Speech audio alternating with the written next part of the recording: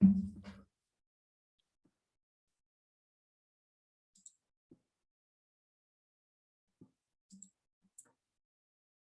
everyone. Thank you for joining and being so punctual. We will get started soon. Just going to wait on some people to join here, and then we'll kick things off. Scott, good to see you in there.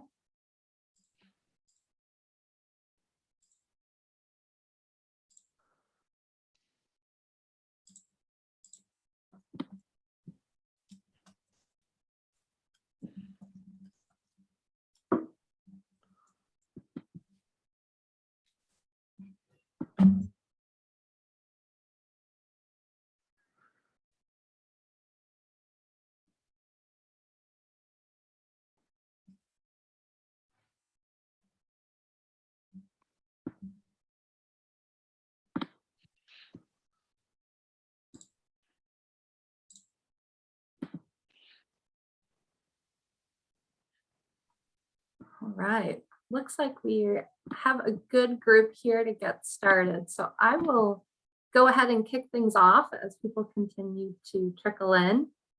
My name is Ann Sari. I'm the Executive Director of the Converged User Group. Just want to welcome everyone to today's program, which is the final community hour of 2021. So thank you for being here. We are getting ready to bring you more community hours next year, which are already on the calendar. So feel free to sign up for those and put them on your calendar for the new year. We have a good program here today. David's going to kick things off shortly, but real quick, just in case you're not familiar with the Converged User Group, we are a user group that brings together users of CI and HCI Bell Technologies.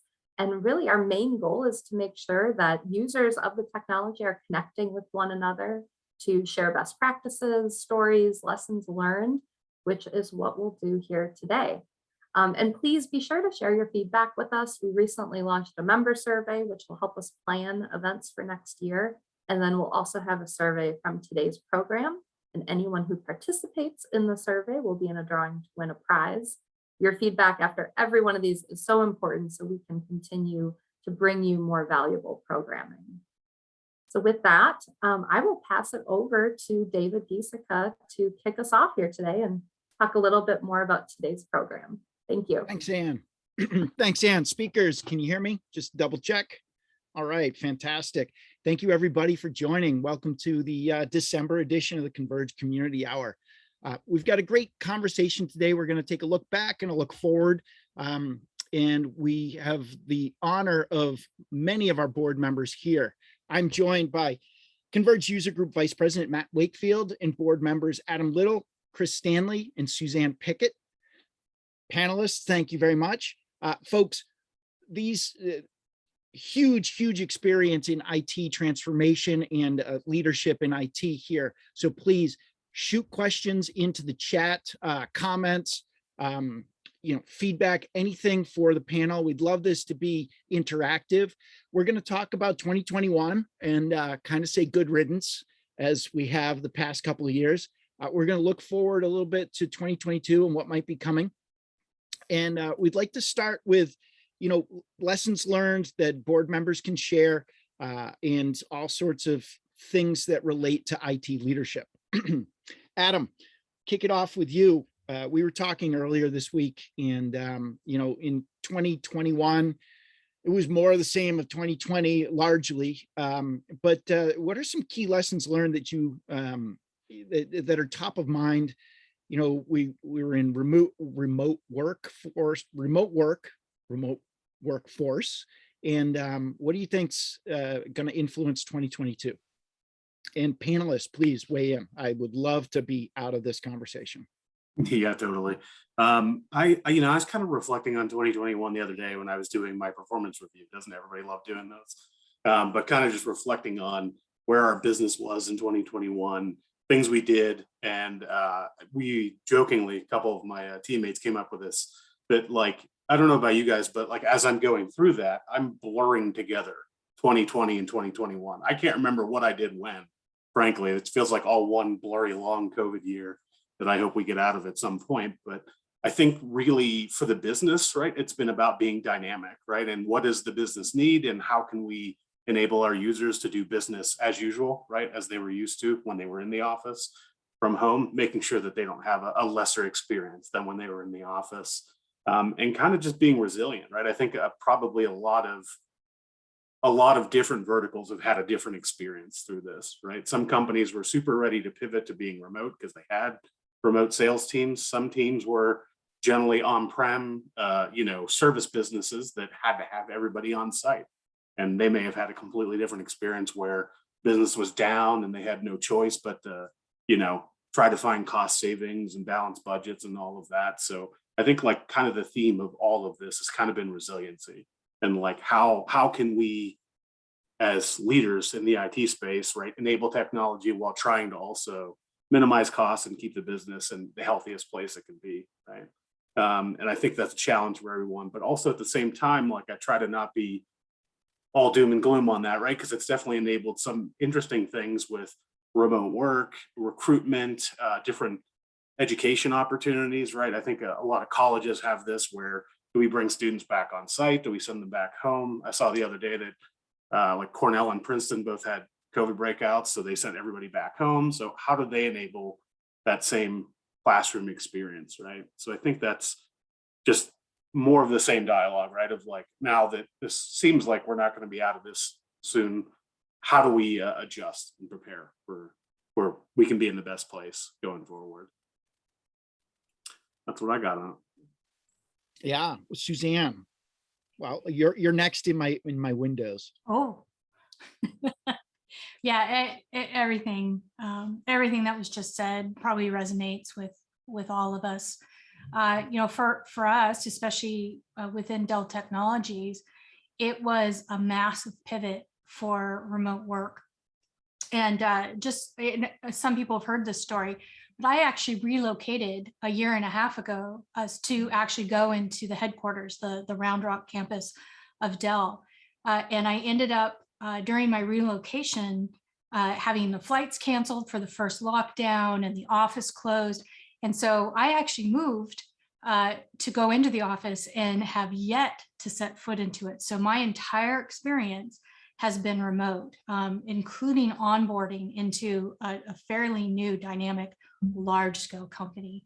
And I think have done that fairly successfully because, again, that resiliency, right? Being able to, having had worked remotely before, very used to doing that. I have a dedicated office. I've got a lot of gear that I've brought in to make my life easier, boom mics and better cameras and hubs and things like that, and lighting, and all of that really helps. But let's face it, for the most part, you get really tired of staring into a camera and doing a lot of video calls. So for me personally, it's been about balancing, does it have to be a meeting? Can it be an email? Can it be in Slack or Teams or something like that? And then when needing to be on camera, saving that face for those really critical video calls. And Zoom fatigue is real, WebEx fatigue, whatever you want to call it. We've all gone through it. And I think we've gone and we were talking about this a little bit offline. We've gone through some waves of that where we all get online and we all get on camera, and then maybe we burn out a little bit and then we'll come back to it. But we've also really, really proven and shown that we can work remotely, unless you're in an industry where you have to physically be present or you're critical to the manufacturing of something or a service area. That I think even though the last 2 years have been horrible for a lot of reasons, sorry, my voice is going, it has also changed our workforce forever, right? Just completely proven that we can work remotely. And for a lot of companies that never thought they could do it or support it, here we are. We're 100% remote. One example is I recently hired someone, pardon me, I recently hired someone out of Connecticut, and her personal circumstances changed and she needed to relocate to India.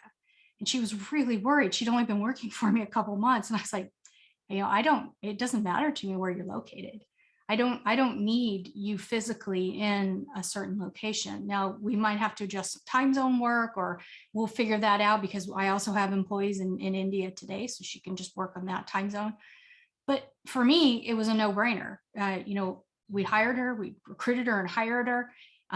She has strong data science skills. Why do I need that to be in Connecticut? It could be anywhere in the world. So I love the fact that this has really, really just transformed how we work. Even if sometimes I need to take a break from Zoom too. So yeah, a lot of things have proven. I remember about 6 months into starting to see these studies that are saying we thought people would be less productive. We're finding they're more productive. I thought that was really interesting. Chris, and now Suzanne, I'm realizing a lot of our board changed jobs during or right near this thing. Chris, Yeah. you top ticked the market. Yeah, I certainly I try my best. I'm not trying. I've also learned one thing today. If you're on Zoom and Teams rings, it cuts out your audio. Another work from home tip. Yeah, but I mean, 2020, I left hospitality. I handed my notice in January 2020 and joined telecommunications at the end of March. So bang in the middle, the start of a pandemic, new job, global business as opposed to a campus. So big changes. And you've been in touch with the colleagues from your prior job, and a lot of them weathered the storm. And didn't they change? I mean, there was change in how they do business.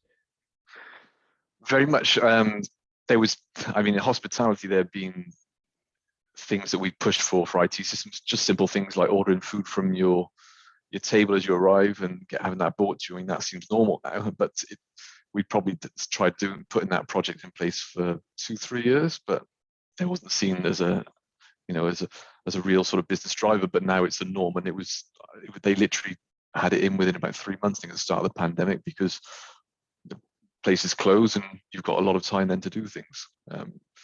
Some staff were furloughed, some came with me, which was good. So there's people I trust who've been through similar experiences to me, and what we're trying to do here is has made my life a lot easier, harder as well in some ways. Sure. Yeah. Matt, we were talking a while ago, and this is a recurring theme, getting talent in IT and getting the right folks.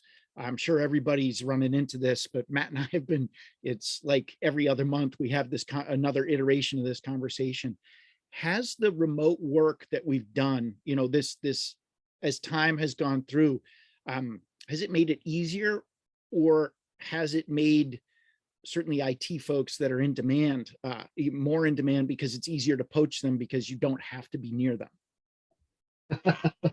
I think that depends on your vantage point. I think as a leader trying to recruit and retain, I think it's added a dimension. It's made recruiting easier in some ways. You just have a much wider talent pool to go to, and if anything, especially in the last 6 months, the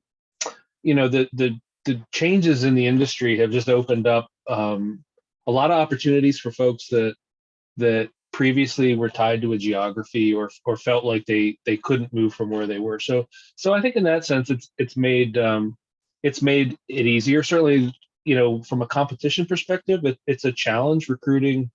I've talked to a lot of folks who have challenges recruiting certainly some of the key skill sets that we're all looking for. I mean, those markets are incredibly tight, and so I think it's really up to everybody to differentiate themselves. Candidates in some of these skill sets just have multiple opportunities to go pretty much anywhere they want. So what makes your organization different and attractive? And I think we all tend to find that that's not necessarily always salary. It's the rest of the it's the rest of the culture of an organization that makes a difference, and it's the leader that makes a difference. It's the teammates and the other parts of company culture that really both attract and retain talent. So, I mean, if anything, this is, it's been a pretty dynamic shift in the IT space in terms of in terms of recruiting and retention, but opens up a lot of opportunities for both people in IT and for organizations looking for talent.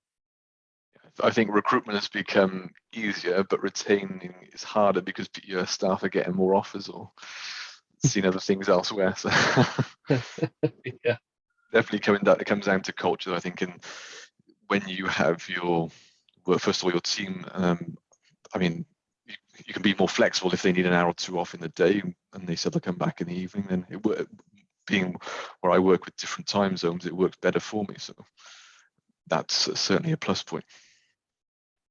yeah, I think in this new world of a lot of working remote, a lot of people have just shifted to the home office. I think you really have to be careful about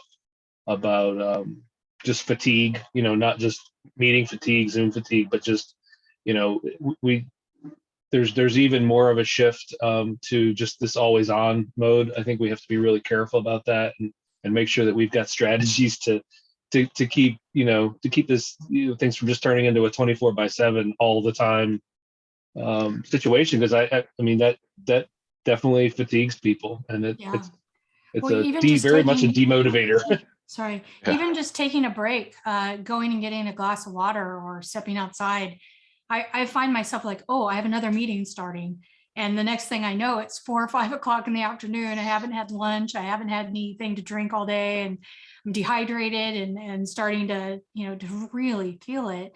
And then it's just like, okay, I'm exhausted in the evening. So then, home life suffers a little bit because my energy level is down because I'm not taking care of myself either. So I do think that's from an overall perspective, the flexibility is great. And I don't think anyone can deny that. But on the flip side of that, there's no, I have to get between one meeting and another and walk down a hall or go to a different building on campus. And I stop in at the toilet on the way. Now it's like, I'm literally usually a minute late to every meeting. And so there's no break in between, and no bio breaks, no food breaks, no anything like that. So for me, I try and build those in. Like all my meetings are scheduled for hour-long meetings are scheduled for 50 minutes, 30-minute meetings are scheduled for 25. And I don't always do it, but I really try and stick with that and give people like that 2-3 minute break that they might need just to get between meetings. And, I find I have a puppy. She's in the room with me. So you might all get to hear her at some point. And I can't tell the puppy that she can't go outside, right? We need to make time for that. So it's really important to make time, take time, and avoid some of that burnout and that fatigue that can happen.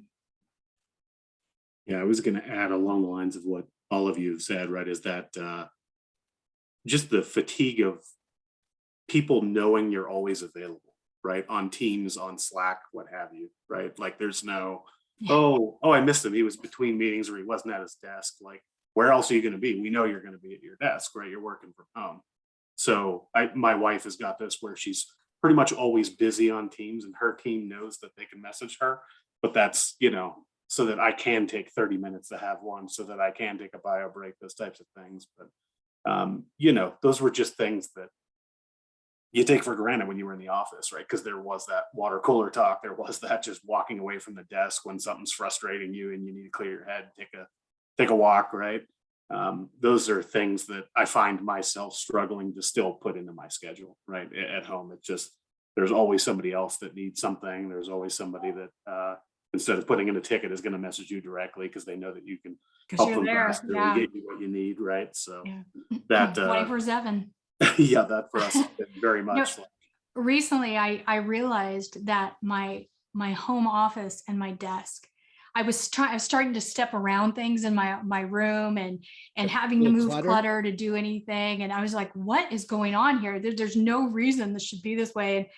And I'm not the most organized, but the other day I just took some time. I was listening into a call and wasn't actively participating. So it was a really good time. And I took that time and I just kind of put things in their place, it's back messy again, but just realizing that my desk had become this, it was really starting to impact. I didn't want to come into my home office. I didn't have room to work at my laptop or anything. And so I took a big cleaning swipe at it, and I came in the other day and I was like, oh, this is nice again. I can live with this. It was great. So, tip number 500, once in a while, take stock of where you're working from and maybe reset. I think that's an important piece right now. Or sometimes I just pick up my laptop and I'll go work in a different room or outside if the weather's nice. Yeah, some variability. I injured myself at the beginning of the end of winter last year. So got out of my physical working out regimen, though I had it blocked on my calendar. Like years ago, I decided I'm blocking lunchtime so that I can go work out. And then I've always cycled through when I'm not working on, I'm like, well, this is an important meeting, so I'll just move my workout or I'll do this. But it's insidious. Like it starts taking over and it just grows all over that thing. And then I realized I haven't worked out in 6 months. So then it's like a hard push back to say, nope, I'm going to do this. I'm going to recognize that for myself again. And then I realize that once I get the workouts going, I think clearer. Things are easier for me to get done. It's not like this giant slog anymore. And hey, I have a laptop. So on those meetings where it's more informational or weigh in if needed, I can take my laptop to my garage and have it ready and be actively participating in between sets or something. Like there's different ways to do it. And sometimes I feel, I don't know, guilty about that. But then when I get past that and realize I'm more productive and more engaged and just a better human, those are lessons for me that I need to relearn regularly. Like get out there, get moving, and you can move and do work at the same time a lot of times, and not in a bad way.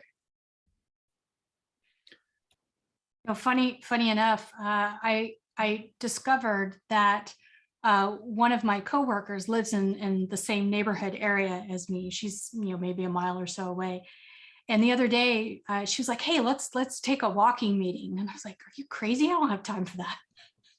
I can't leave. I can't leave my desk. Right? I can't do that."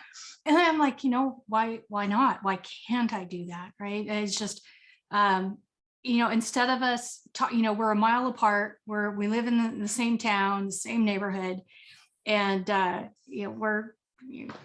don't want to make this about COVID, but we're both vaccinated. It's like, why wouldn't we do that and walk outside, get some exercise and just chat? And so that was kind of a nice break. I can't do that all the time, but on occasion it was nice to do that. So, is anyone else being really, really transparent here? Does anyone else plan their day around, and maybe not because you don't have the, hair and makeup thing to go through, but I literally plan my day around when I need to be on video.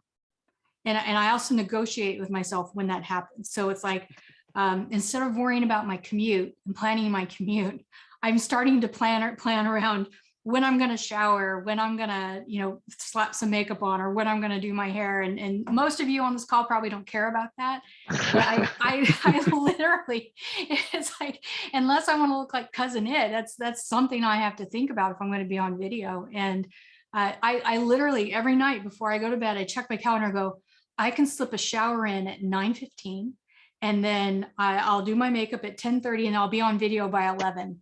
Does anyone else do that, or am I like the crazy one here? I think clearly you guys aren't putting makeup on. I think maybe you do. I don't know. I'll admit to having done that.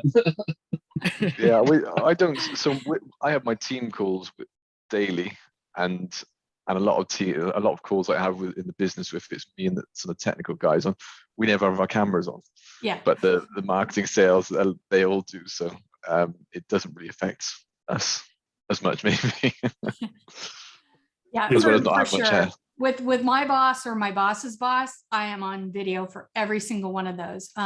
Yesterday, I realized I had been really unfair to my team, and I don't think they'd seen me on video except for holding up the puppy, you know, to show them puppy pictures for months. And so yesterday we had our kind of pre-holiday all hands meeting, and we didn't talk about work at all. Not a single comment came up about work. It was all about getting to know each other and having some fun. And we had a raffle and things like that.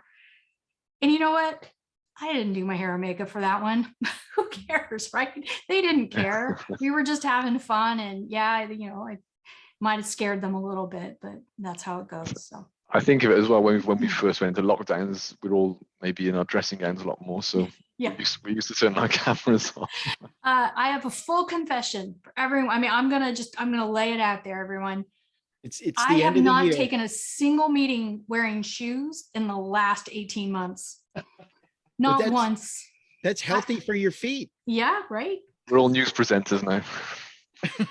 I'm not wearing shoes now. I don't know if that bugs We're all in anyone, but shorts. it's true. Yeah. Yeah, fantastic. So be comfortable when you can, you know, and if you're presentable from here on up, that's okay too. Just Yeah. don't get up and walk away from your camera. Forget your cameras on there. I was going to say somewhat similar to that. I'm not that far from my work. I'm maybe 10, 15 minutes away, but in the US at least, right, it's state by state and different rules and mask mandates and all that stuff. So some businesses are up, some are down, some are closed, some are open, some have different rules. So a lot of the vendors that we work with, it's very much this weird, like, oh shoot, this one's in person. Like, you guys are coming to our site. Like, now where do I squeeze in a shower and I have to look presentable? And can I take this call on my phone in the car while I'm driving there because I have to be there when that starts? And Yep. yeah, it's just kind of a weird schedule of trying to make sure that you're not, you know. Well, and blowing people then off. there's the COVID-15, right? We've all been working from home. We're treating the kitchen like a snack bar. And I don't know about any of you, but I went to put on some of my nicer clothes the other day and they did not fit well. And I'm like, oh crap, now what do I do? What am I going to wear? What's going to, you know, what does this look like? So I know Chris in the chat has been posting stuff like they use Teams for their water cooler chat.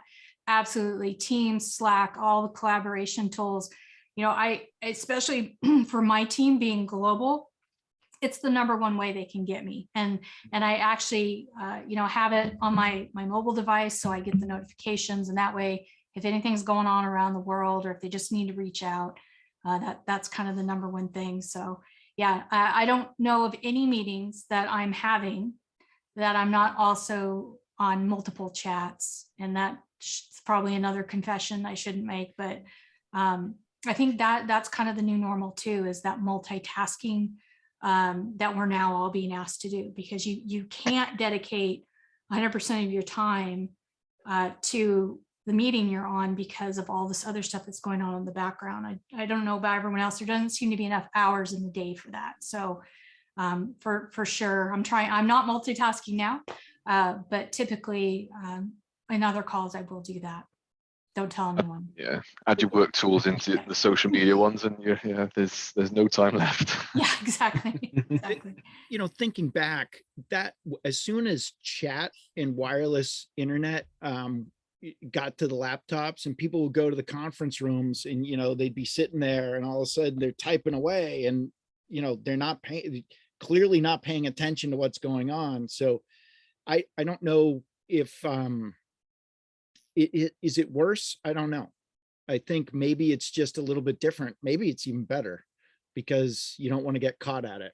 Yeah, I try really, you know, I try to, especially if I'm on video, that's the meeting I'm on. I'm engaging, and unless there's a big red alarm going off over here, we're not going to bring up the vulnerability, David. But unless there's a big red alarm, I'm not being distracted. But that's not all day, every day for me. So a lot of times, unless I'm leading the meeting or it's my meeting, you know, there's probably some opportunity there to check a chat or check an email or something. Again, don't tell anyone. Right. Yeah. Yes. Yeah, I was going to say, when we could do meetings in person, I would really try to not, if I was meeting with a vendor or somebody that was super important, try to not bring my laptop in. Yes. Yeah. Right. Try to put your cell phone on the table, turn it over, right? That type of thing. So I'm not going to look at it. Yep. Unless it was something like you're saying, Suzanne, that you Yeah. have to deal with. And at that point, you'd say, hey, I'm sorry, I have to leave the room and deal with this Yeah. or what have you. But it definitely turns into there's no room anymore, right? You're not in any room. You can't walk away. What are you going to turn off video and just not pay attention? And somebody asks you a question and you're typing, right? So that for me has been a struggle of, Mhm. again, people just know, right? You're always available, and You're it always turns on. into one of those things of, do I have to answer this during this 30-minute meeting or can it wait, right? And I think kind of getting people used to that, right? Of I'm not going to be super responding to everything you have to say, right? If Yeah. it's super important, let me know, call me, text me, whatever you need to do. But Arrange another meeting for you. leave some people on Teams and Slack on red, right? That can be the tip Not of the just the other day. one, yeah. Yeah, Yeah, I'm kind I of mean, curious. We're getting a lot of feedback in the chat. I mean, what for those of you that are commenting that this kind of resonates, what are some of the things that you've done to kind of get through and get by and be more resilient? So, like Scott and Gush, I don't know if maybe you can pop something in the Q&A or not, but we'd like to hear from you too. It's not just us. We know we're all in the same boat. Nancy, you're not alone. Right. Whether it's talking about not getting to eat or not showering or not getting camera ready, you are not alone. I think that's the key takeaway here is and especially if whether or not you're an individual contributor or manager or leader, the great thing is your managers and leaders are going through this too. So there's a lot more empathy for those at-home distractions or needing to take care of a child, or in my case, a puppy. We understand, we get it. And that's, to me, that's probably the brightest spot about any of this, are those leaders that didn't have that visibility or that perspective. They now do, because they've been working from home for 2 years also. So, hey, who out there has stuff they want to chip in? And while we're waiting for that to come in on the chat, Matt, you had something. I was going to say, the multitasking thing, I think, speaks to, this was certainly, this COVID didn't bring this. This existed well before Yeah. COVID, but, I think we still culturally have this meeting culture that we need to break through. I think we've got both, the meeting culture from days gone by and this new culture of always on chat, Teams, whatever, Slack, whatever, and they're overlapping, and we haven't yet made that transition to do away with a lot, big meetings, lots of people. Are they adding value? Do we need a meeting for this? Can this just be a Slack chat, right? Yeah. Why did we have to take 30 minutes and 7 people in the meeting to do this? We could have done it offline. Yeah, some of those meetings get really expensive, don't they? They do. I have a daily stand up with some of my staff where, as we're going through some challenges, just general challenges with supply chain stuff and other stuff. And the whole world's going through that, right? So we have some stand-ups and we work through it. And then I realized at one point, it was my entire team watching me read through Excel. Like, well, that's got to be painful, right? Let's not do that anymore. Nobody Read the needs to watch PowerPoint. Suzanne read through Excel. Yeah. So we swapped that to an offline activity, escalation review, and brought the stand-up back more in line with what it needed to be. Like, what's the priority today? What's everybody working on? And that was a moment for me where I realized I had a very expensive phone call going on with all the staff involved, and they were literally watching me read Excel, like, oh, this is bad, just don't do this, right? So that was a learning moment for me too. Yeah, I was going to say, I don't think that New Belgium will ever get over this, which is where I work now, because we just absolutely love meetings. Everybody's got to meet on everything. Everyone's got to be heard. Everyone's got to have input. And sometimes you're like, we are literally in the way of our own progress here of listening to everyone's input. But at my last job, my boss, and since he was the director of the department, it was easy for him to do this, would take the meeting, and this is back in person meetings, might be harder to pull off online, but you still probably do it. And he would say, okay, this meeting's scheduled for an hour. Here's what 15 minutes of all these people costs, ballpark, put it on the whiteboard. Here's what 30 minutes for all these people costs on the whiteboard. And he's like, I think we can do it in 15. What do you think? right? Like every time it was like a game, right? To try to make sure, can we talk through everything we need to? Can we do it in 15 minutes? There's the money we're going to save. And it was kind of silly, but it also very much conceptualizes like, this is how much everyone's time costs. We're literally tangibly costing the business money that you guys are all not working on something else. So I don't know. I appreciate It's a really that. good point. Well, Scrum. we're a meetings company, or I mean, we pivoted during lockdowns and things to more cloud telephony, but that's where our culture was. So there is a lot of meetings still.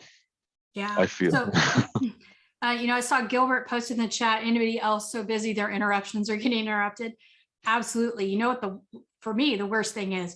Okay, I've looked at my 20 meeting schedule and I plan to the exact minute when I'm going to jump in the shower, and then something comes up. My boss calls me and says he needs XYZ in 15 minutes.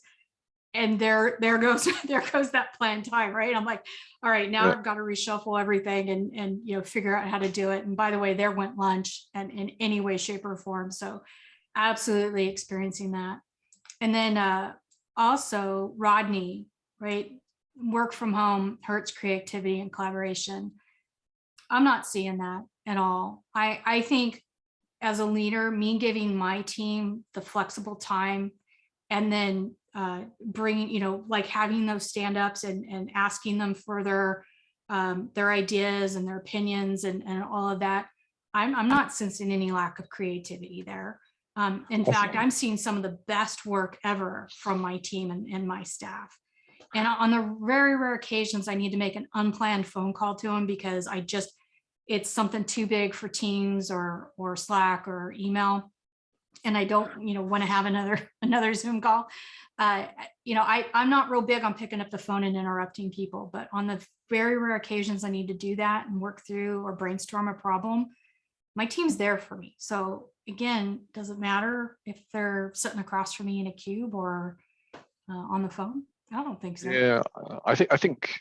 I mean, I see the point that Rodney's saying there as well, because when we have gone back into the office and we are, certainly reduced days now, and you see maybe some of your new starters next to an experienced one, and then that in that scenario, I think there's a lot more value as opposed to, because you don't, should I pick up the phone? It's kind of that thing, or can I arrange this? So you pick up naturally. So I think from that point, yeah, I can understand it. But I know there was people in my team as well who were adamant they never wanted to go back to the office. And when it came out like email, you can go back to the office now, and we want you to go back on XYZ days, freaked out, and I'm not putting up with this. And then a couple months later, it's kind of actually wouldn't mind going back in the office. And it's a mental thing. It's some of them move further away and they're on their own, and they want to get back into the office, even just a day a month, just to sort of see people and do that. So yeah, and I've done a lot of hiring this year, all remote. Haven't met a single person face to face, and they're all over the world. So that probably would have been the case regardless of our situation. But for me, I think one of the biggest challenges, you bring someone new into the company. I experienced it myself. You're trying to onboard. You don't know anyone. You don't even know who to ask to figure out who to go to, and so kind of changing up how you onboard people too, to get them more engaged and bring them in and pull them in. Like, again, yesterday we had the staff meeting, and it was get to know you time. And I'm not real big on games, but we played a couple, kind of had to, but Is it a murder mystery? No, it was a murder mystery. It was more of that good old standby. You tell three things about yourself. Two of them are true. One of them not. Zoom What trust I did fall. yeah, exactly. What I did discover though is my entire team plays some sort of instrument. So I'm like, oh, we're getting a band together. There's no doubt. yeah. All right, I digress. I'm the drummer, by the way, Nice. in case anyone wants to know that. One of the things I was going to say about creativity and all that, maybe this is, I'll go back to, we generally have large meetings, and when we're back in meetings and in person, right, there would be, let's say there's 20 people in this meeting, which is a big one, or 10 people in that meeting. There is the 2 or 3 people, right, that should be talking 90% of that meeting, right? And maybe those other 7 people, those other 15 people, they don't know if they're heard, right? They're just basically listening. And do I have a moment here to put in what I think? And I don't know if my opinion's being heard. I have good ideas, right? But I don't want to interject and what have you, where I think kind of working from home has made it so that it's easier to throw your idea in chat or Yeah. something like that. And it will be read because everyone's been conditioned that, you know, maybe someone is on the road or someone's in their car and they can't unmute. They'll type in the chat. Like I've seen, I don't know, I'm more reciprocal in those situations, right? Where people are hearing and considering different ideas for us. So I think that, you know, it can be kind of what you make it and some of that.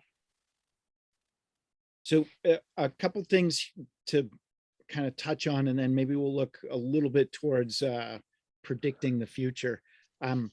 What I'm hearing from folks is super busy and kind of lost control of schedules. Suzanne, you know, I know, I mean, a lot of you guys are probably on some level of follow the sun, where you have to, you know, be able to manage that and then also sleep. So I understand that. But I guess But I mentioned the puppy, David. Well, Not yes, sleeping yeah. too much right now. Yeah. Yep. There's that too. What I'm really formulating in my head goes back to Matt's point about this culture that we're in. It feels like a do. You have to be busy all the time. And meetings are one way to say, look at how busy I am. My day doesn't have a break in it. And that seems like a weird kind of hero culture, or it's a weird way to go, because at some point, I imagine, and we all need to synthesize, which actually takes time. You know, you can't accelerate synthesizing of thought. Reflecting is important, and there's lots of studies to say that if you don't reflect on notes from classes, it doesn't sink in as much. But if you take the time to actually reflect on it, it sinks in at a multiple of level on recall and comprehension. Yeah. So is there a way that we can look at 2022 and build in, you know, 20% of time that's just there to either be a buffer or for these other things that need to happen? And could that improve productivity? Yeah, Could that absolutely. keep us further There's a away lot from of burnout? talk about going to a 4-day work week, and that's been very successful in a lot of countries around the world. A lot of people prove, you know, because we're putting in those 10-hour days regardless, sometimes more. And so then to have that last day. So we do 2 things within my team and my organization. On Tuesdays, it just worked out that way. We have a 4-hour block. So there is a meeting on everyone's calendars. That's literally not a meeting. So we block the calendars. It comes from me. So no one's going to stomp on it. Or they can say, I can't accept your meeting invite because I have one for my boss. And that 4-hour block is your time. That is a no meeting block. And it gives, including me, a chance to do that reflection and to get some PowerPoints done and work, you know, I have to get reviews done. I have to get massive amounts of reviews done at the end of the year. That 4-hour no meeting block, that is a meeting on my calendar, that is the best time of my week. That is the time I get the most work done. I get all my administrative work done. I get, you know, if I need to schedule the next round of meetings or make sure that, we honor that block, like legit honor it. Like no, once my boss doesn't send a meeting out during it, I don't send meetings out to my team during it. And then the other thing we do is officially, unofficially, we do not schedule meetings on Fridays. Now I have meetings on Fridays, but that's my own fault. But I do not ever schedule a meeting on Friday for my team, because I want them to have Fridays to, one, if they need a break, they can take a break, or they need to schedule a plumber, or they don't have a baby, so they have a doctor's appointment. So Fridays are to get work done. And if we do have to schedule a meeting on Friday, it needs to be super urgent. Like, again, that red button's going off and we need to do something.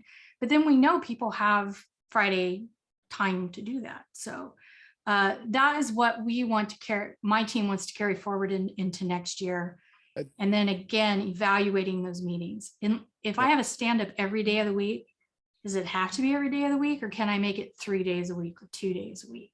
You know, less is more right now for me. So that's kind of how we're dealing with it, how we want to deal with it going forward. And then I expect next year there will be a little bit of a hybrid, go into the office, work from home. And so I would expect, you know, me to go in at least once a week, maybe once every 2 weeks, into the office with my peers. But my team again is all remote. So we'll keep doing what we're doing. I'll stop talking. I think that's a great IT leader, or just a leadership best practice, or great idea to, you know, put that time, proactively block your team's schedule and then honor that. I think that's Yeah, a really it's the best time. And I, you know, I work around it. And, you know, again, full disclosure, sometimes, you know, that's me taking my laptop out into the living room, or going outside and throwing the ball with a puppy. And I'm answering emails, I'm catching up. I'm a zero inbox kind of person. So I take that pretty seriously. But yeah, that's time for all of us. It's so important right now to make that time. Yeah, we do it. I do it with my team every Friday afternoon. So it's, yeah, it helps you unwind as well from the week as you go into the weekend. Yeah, I was going to say, similar to what both of you guys are saying, is my wife's company does a thing called summer hours, where basically if you've already put in your 40 and Friday rolls along, you're done at lunch. And they kind of have decided this year, we're just going to roll that forward, right? That's going to be a Nice. permanent thing that, you know, same kind of 4-hour block. That, and I would say, I think it was kind of alluded to earlier, somebody else mentioned it, but like blocking my lunch has become something I just have to do. Yep. Right? Otherwise I I won't. tried that. It didn't work. Yeah. I got stomped on. So I was like, To your point, I usually, Suzanne, will I'll make exceptions, right? If it's Yeah. something that needs to happen during that lunch hour, but at least it wards off 70% of people that will just busy search you and put a meeting over there. Right. And I think now we're really this time's struggling open. with different time Yeah. zones, and people don't realize it's over your lunch, where if there's something there, they'll know, right? They're yeah, not- for sure. I mean, what I'm hearing is that we've all done things to adapt, right? Regardless of what they are. And I think a lot of it depends on where your team is, how your team operates, the company's culture. I would propose that the companies that are struggling with this are the companies that haven't learned to adapt. and I think it was a question in the chat, you know, about people not being creative. My opinion is that if that's the case, it's because those organizations have not made an attempt to adapt, have not learned that flexibility, have not invested in those tools. My opinion, because and I've that seen goes back to and talked retention. to lots of Yeah. organizations that have made this transition. It hasn't been easy. I wouldn't say it's been easy for everybody, but I think many organizations and many of the folks that I've talked to have been very successful. Things are different, but they've been successful in adapting to this time. That's Maybe more companies should get VR headsets. Yes. Yes. Speaking of next year, that's right. Those for meetings. There you Little go. Beat Saber over lunch. Got it, right? Well, or Golf Plus. I mean, I'll Yeah. tell you, that's Yeah. pretty fun, interactive way. Yeah. So I'm looking at the time, folks, and I really enjoy these conversations. It looks like a lot of the folks in the chat enjoyed this too. Were we talking directly about technology? No, not really. But we were talking about things that are absolutely relevant to being great IT leaders and transforming. Yes, the metaverse. That's so meta, Russ. We're we pivoted off of live in-person events back in 2020. We started the community hour because the social distancing is not conducive to community. So how could we get out there? Converged, to Matt's point, we've adapted, right? We went from doing a lot of these, doing things in person, to doing these with this regular cadence of the community hour, and you could see us and we'd bring people on for these Zoom meetings. And then, as we rolled into last year, we went virtual. And we've had some phenomenal experience with that, and we're going to bring more. And hopefully we're going to get out there soon and be meeting in person and getting these, the hallway tracks, it's called, for the conferences, getting more of that. But what's really neat about the VR is as we do more and more of these, you do get that sense of, hey, I've actually been in the room with this person, and wow, wasn't that neat?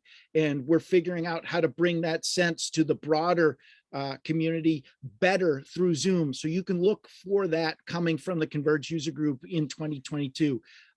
You can mark your calendars for Dell Tech World and hopefully our first in-person live meeting where we can I'll fist be bump, there. or, I don't know, we'll have to breathe like this, who knows? But hopefully we'll rock it in Vegas again, and then maybe that'll be the beginning of the we're out of the tunnel. It's been an honor to be working with you guys, and it's been an honor to be able to host these community hours, and everybody attending. Thank you so much. Look for more of it from the Converge user group as we roll into the next year. Mark your calendars for in-person events that first week of May in DTW. Board, you're wonderful, fantastic. Thank you, Suzanne, Matt, Adam, Chris. Anne, I'll turn it over to you after I wish happy holidays to everybody. Here's to a great 2022, and yeah, look for us in VR, and look for great topics coming, and engage with us, please. It's been great. Love those VR meetings, David. Thanks for putting those together. They're awesome. I look forward to seeing some of you at Dell Technologies World. I will be there. I will be presenting. Would love to see you. Yeah, thanks everyone. Have a great holiday, regardless if whatever your denomination or what you celebrate. Enjoy the break. Yes. Matt, Adam, Chris, thank you. Final words. Merry Christmas, Happy New Year. Happy holidays. Happy holidays to everybody. All right. And And with back to that, you. yeah, and with that, thank you, everybody. Appreciate the conversation today. Thank you to all of our speakers and members for joining. There is a link to a survey in the chat. If you could fill that out, that would greatly help us.